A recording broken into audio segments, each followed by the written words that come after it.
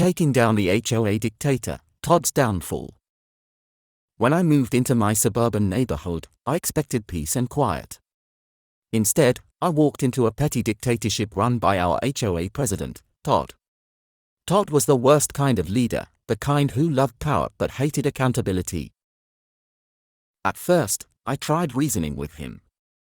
My fence was slightly off color because the approved stain wasn't available, and he fined me $500. I explained, provided receipts, and asked for leniency. Todd smirked, said, "Rules are rules," and walked away.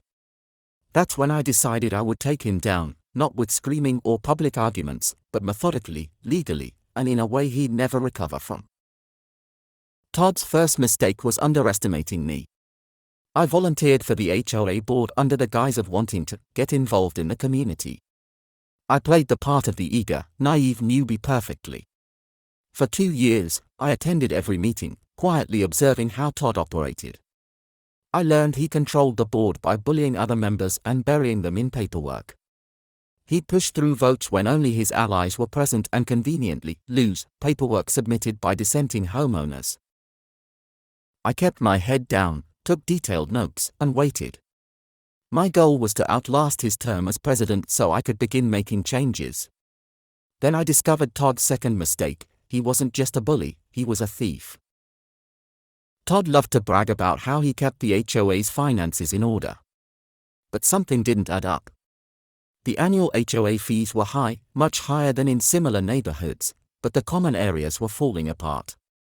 The pool was closed half the summer due to maintenance issues, and the landscaping looked like it hadn't been touched in months.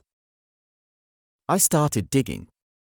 As the HOA treasurer, Todd had access to all the accounts, but he was notoriously cagey about sharing financial details.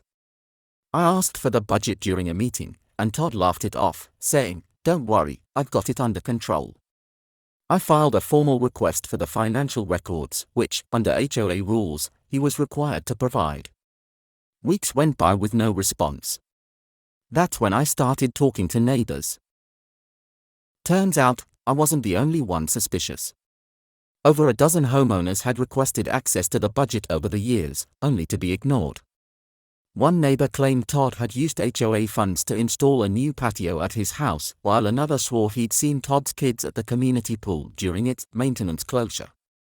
Armed with these suspicions, I filed a formal complaint with the HOA board, forcing Todd to provide the records. He stalled, but I wasn't backing down. When Todd finally handed over the financial documents, they were a mess. Invoices were missing, payments were mislabeled, and some expenses were downright bizarre.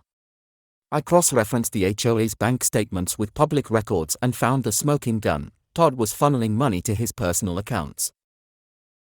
Even better, I discovered Todd had been inflating contractor fees, pocketing the difference, and splitting the profits with his buddy, a shady contractor who handled most of the HOA's maintenance. I compiled everything into a detailed report, complete with spreadsheets, photos, and notarized statements from neighbors who had seen Todd's antics firsthand. I waited for the annual HOA meeting, which was typically a snooze fest attended by only a handful of homeowners. But this time, I made sure people showed up. I spent weeks knocking on doors, explaining what Todd had been up to. On the night of the meeting, the room was packed. Todd started the meeting like usual, droning on about how difficult it was to manage the HOA and how much he'd sacrificed for the community. That's when I stood up. I calmly asked if he could explain some discrepancies in the budget. Todd laughed nervously and said, "I don't think this is the time or place." I replied, "Actually, Todd, it's the perfect time." I handed out copies of my report to everyone in the room. The mood shifted instantly. People started reading, whispering, and then shouting. I called for a vote to remove him as president. By the end of the night, Todd was out. After Todd was removed, we hired an independent auditor to go through the HOA's finances. They confirmed everything. Todd had embezzled over $50,000, mismanaged tens of thousands more, and committed multiple counts of fraud. We reported him to the police and filed a civil lawsuit to recover the stolen funds. But it didn't end there.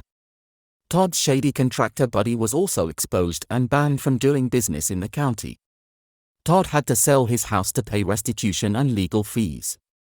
His name became a running joke in the neighborhood, and no one would touch him professionally. With Todd gone, we restructured the HOA to prevent another dictator from taking over. We implemented term limits, required multiple board members to approve financial decisions, and created an online portal so all homeowners could access budgets and meeting minutes. Every time I walk past Todd's old house, now owned by a lovely family, I smile. The pool is open, the landscaping is beautiful, and the HOA fees are lower than ever. Todd, meanwhile, moved to a neighboring town, where he reportedly tried to join another HOA board, only to be laughed out of the room when someone Googled his name.